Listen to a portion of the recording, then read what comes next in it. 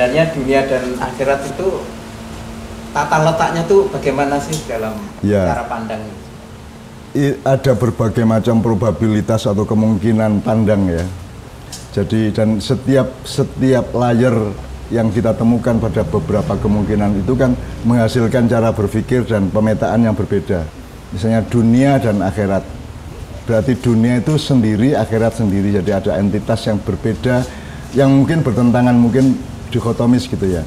Tapi ada dunia dalam akhirat. Ya. Ada lagi dunia atau akhirat. Gitu ya. Ada macam-macam, jadi itu kalau bisa itu kita renungkan masing-masing gitu ya.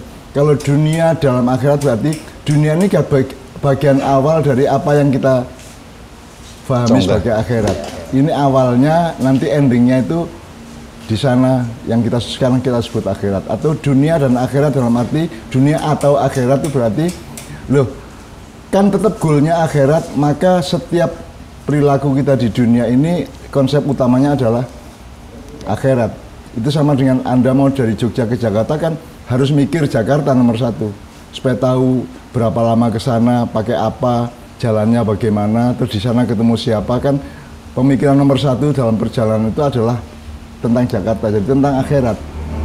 Jadi gampangannya gini loh, ini saya nyuri apa tidak, nyopet apa tidak, kan saya berpikirnya surga apa neraka misalnya gitu loh, gampangannya ya. Nek praktisnya gitu loh. Jadi dunia akhirat itu betul-betul harus dielaborasi, harus di workshopkan oleh kelompok-kelompok muslimin di musola-musola. Iki piye to, jadi dunia dan akhirat yang bertentangan atau yang berbeda, ataukah dunia dalam akhirat, ataukah dunia atau akhirat, di mana dunia dan atau akhirat itu sebenarnya kedua-duanya dialektis gitu ya. Tentang dunia akhirat tadi Mbah Nun ada sebuah hadis ikmal lidunyaka ka'annaka ta'ishu abadan wa'mal li akhiratika ka'annaka tamutu ghadan. Nah, Mbah Nun bagaimana memahami hadis itu saya ini? kan sudah hafal itu sejak kecil ya, sejak madrasah lah, sejak saya digontor di madrasahnya Pak Carik ya. Dan saya sejak awal sudah ragu-ragu. Nah, ragu-ragu itu nanti berkembang menjadi nggak percaya. Jadi akhirnya saya kan gini, ini kan setelah saya agak remaja, agak gede, setelah SD masuk gontor gitu ya, kan saya berpikir ini berarti kan Rasulullah dikotomis nih.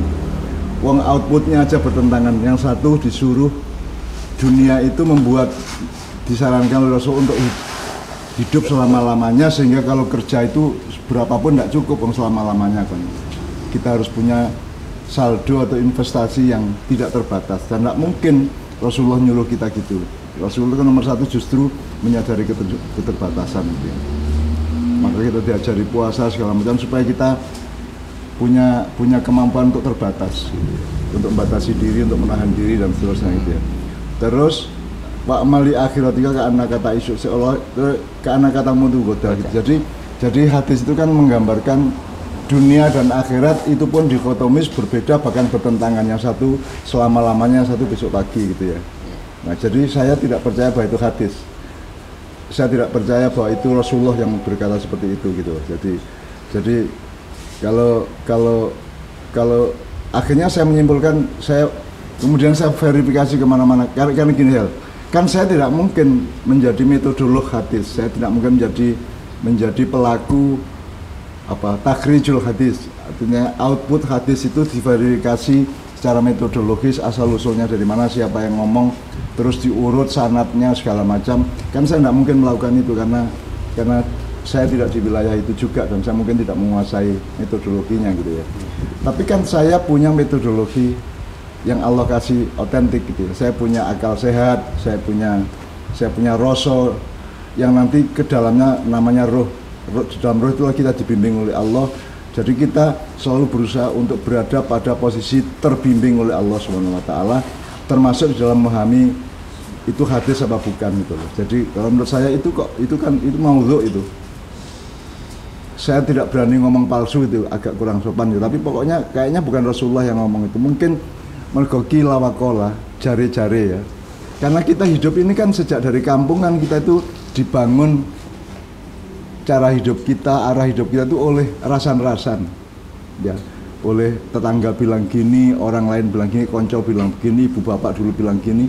Itu semua membangun secara dialektis, akhirnya kita ngambil keputusan. Terus kemudian ada dunia IT, Itu kan rasanan global. Itu membengkakkan kilawakola, membengkakkan rasanan yang tanpa verifikasi gitu ya. Jadi itu kan sangat berbahaya semuanya. Jadi kilawakola atau tembung jari bahasa Jawanya itu menjadi sangat berbahaya, dan saya tidak mau terlibat di situ. Makanya saya tidak punya akun medsos. Artinya saya sangat berhati-hati terhadap internet, terhadap bahkan pun terhadap Google, apalagi terhadap aplikasi-aplikasi. Saya nggak punya akun semua itu gitu ya. Supaya saya terjaga berada pada posisi terbimbing oleh Allah Subhanahu wa taala di dalam melihat, mendengar atau menilai, menganalisis apa saja kan itu.